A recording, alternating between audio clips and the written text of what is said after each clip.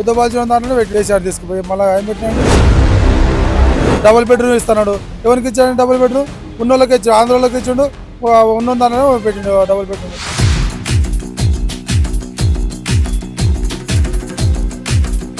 TRS ప్రభుత్వం ఏమన్నా 4 వంగినాయి, రేవంత్ రెడ్డి ప్రభుత్వం 4 వంగినాయి.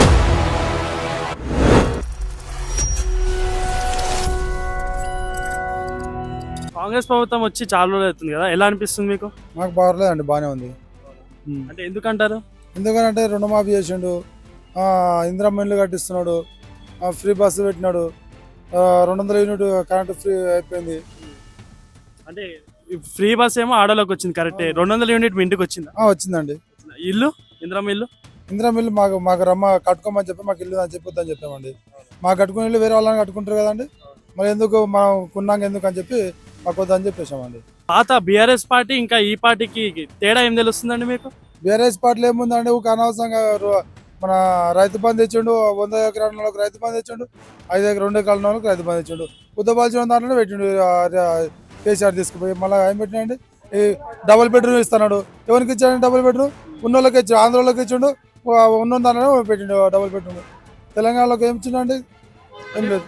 ఇప్పుడు కాంగ్రెస్ ప్రభుత్వాన్ని కూడా చాలా మంది తిడుతున్నారు, ఎందుకు తిడుతున్నా అంటే ఎవరు అట్లా తెలియని వాళ్ళు, లోక్నాథ్ తెలియని వాళ్ళు తిడుతురండి, అంతే. మరి ఇప్పుడు హైదరాబాద్ లో వర్షాలు వచ్చినప్పుడు రోడ్లన్నీ మునిగిపోతున్నాయి, ఇల్లులు అన్ని ఇప్పుడు మూసీనదిలో ఉన్న ఇల్లులు, పేదవాళ్ళ ఇల్లులు అన్ని కూలిపోతున్నాయి కదా. అంటే ఇది కాంగ్రెస్ ప్రభుత్వం పాలన వల్లనే అలా అవుతుంది అంటున్నారు. దాని మీద ప్రకృతి వలన అండి. వర్షాలు వచ్చినాయి, భారీ వర్షాలు వచ్చినాయి, చెర్ల ఇండ్లు కట్టుకుని మునిగిపోతున్న ప్లస్ ఒక్కసారి 2 గేట్లు మన హిమ్మత్ సాగర్ గేట్లు ఓపెన్ చేసినట్టు వరదలు భారీగా వచ్చినాయి, అవి మునిగిపోయినాడు. దానికి ఎవరేం చేస్తారండి? రేవంత్ రెడ్డి ఏమైనా కురిపించండి వర్షాలు ఏమన్నా? ఇక్క జనాలు ఏదో రేవంత్ రెడ్డి వచ్చిండు మునిగిపోతుంటే ఎట్లా మునిగిపోతుంది? ఇంత టీఆర్ఎస్ ప్రభుత్వం ఉన్నప్పుడు రోడ్లు మునిగిలేవండి. టీఆర్ఎస్ ప్రభుత్వం ఏమన్నా 4 వంగినాయి, రేవంత్ రెడ్డి ప్రభుత్వం 4 వంగినాయి. టైం పడుతుంది ఏదైనా రావడానికి. ఇప్పుడు నాళ్ళ మీద ఇల్లు కడుతున్నాడు, కూల కొడుతున్నాడు, దానిలో వలన కొంచెం ఉపయోగం కావచ్చు కదా.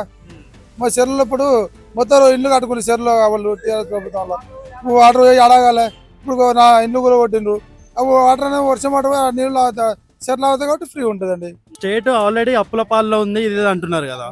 ఇప్పుడు మొన్న మిస్ ఇండియా వరల్డ్ అవన్నీ చేసి అంతమందిని తీసుకొని వచ్చి అన్ని ఖర్చులు అయినాయి కదా. ఆ ఖర్చు ఏదో మన స్టేట్ డెవలప్ చేయడానికి పెట్టుకోవచ్చు కదా, అదెందుకు చేశారంటారు?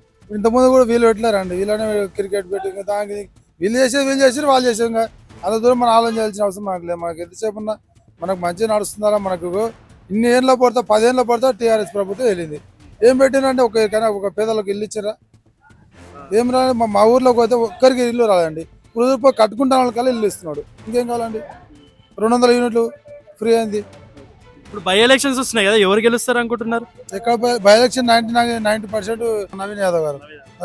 నాగంటి గోపీనాథ్ గారు చనిపోవడం వల్ల వాళ్ళ వైఫ్ వస్తున్నారు కదా, ఆమె గెలిచే ఛాన్సెస్ ఏమైనా ఉందంటారా? ఏమండి చెప్పలేమండి, 60-40 చెప్పలేము. చెప్పలేము. అలా సానుభూతి ఓట్లు పడవచ్చు కూడా ఏమో చెప్పలేము, గ్యారెంటీ లేదు కదండి. జూబ్లీస్ లో నాగంటి గోపీనాథ్ గారి పాలన ఎలా ఉండేది? ఇప్పుడైతే ఏముందండి, మామూలుగా నడుస్తున్నాయి అంతే.